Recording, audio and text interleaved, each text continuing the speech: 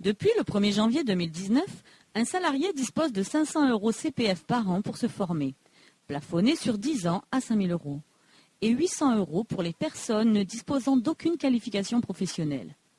Les heures de DIF seront converties en euros sur le compte CPF. Le titulaire du compte pourra faire un bilan avec son conseiller d'évolution professionnelle, CEP, pour voir s'il peut bénéficier d'abondements supplémentaires si ses droits acquis sont insuffisants pour financer la formation. OPCO, région, Pôle emploi, etc. Le CEC, compte d'engagement citoyen, activité exercée en tant que bénévole, donneront des droits sur le CPF en euros. Une application CPF sera disponible à l'automne 2019. Grâce à cette application, chaque actif pourra sans intermédiaire comparer la qualité des formations des organismes certifiés, le taux de réussite, la satisfaction des utilisateurs, s'inscrire et payer en ligne. En novembre 2019, le CPF devient Mon compte formation, un nouveau portail et une application mobile.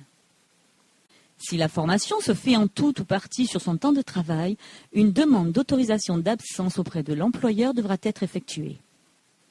Le dispositif est mobilisable à l'initiative du salarié, mais le salarié peut utiliser ses droits pour réaliser un projet partagé avec son employeur. Des conditions générales d'utilisation, CGU, encadrent le parcours en achat direct, PAD, entre le salarié et l'organisme de formation. Si le titulaire d'un compte CPF ne se rend pas à la formation souscrite, la Caisse des dépôts et consignations peut suspendre temporairement la prise en charge des formations dont il demande à bénéficier. Les étapes d'inscription à une session de formation. Je me connecte et je visualise le montant total de mes droits formation. J'ai accès à l'ensemble de l'offre de formation éligible, par mots-clés, par code postal. Le moteur de recherche affiche les organismes dispensant la formation recherchée selon une pertinence calculée à partir du champ quoi et où.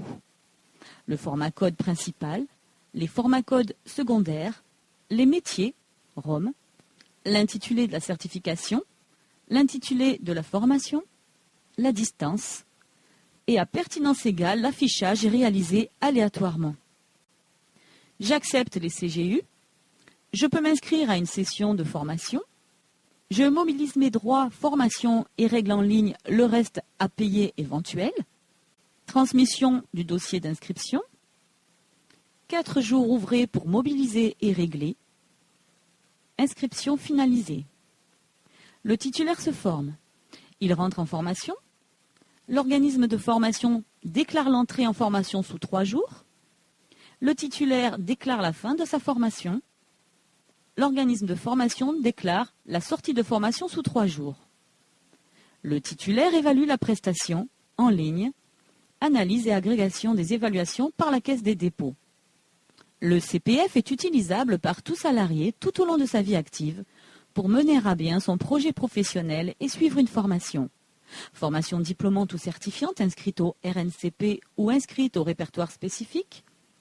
Action permettant de faire valider les acquis de l'expérience, VAE, bilan de compétences, attestation de validation de bloc de compétences, permis B et poids lourd suivant un projet professionnel, formation à destination des repreneurs et créateurs d'entreprises, formation destinée aux sapeurs-pompiers volontaires, aux bénévoles et volontaires en service civique. En résumé, envoi d'une demande d'inscription, 5 demandes maximum en simultané. L'organisme a 2 jours ouvrés pour valider cette inscription. J'ai ensuite 4 jours ouvrés maximum pour mobiliser mes droits et abondements éventuels du compte pour contractualisation finale. Déclaration entrée en formation. L'organisme a 3 jours ouvrés maximum après l'entrée pour me déclarer en formation. J'effectue ma formation. Je déclare mon assiduité à la formation et évaluation de la prestation. L'organisme déclare la fin de formation et service fait 3 jours ouvrés maximum après la sortie.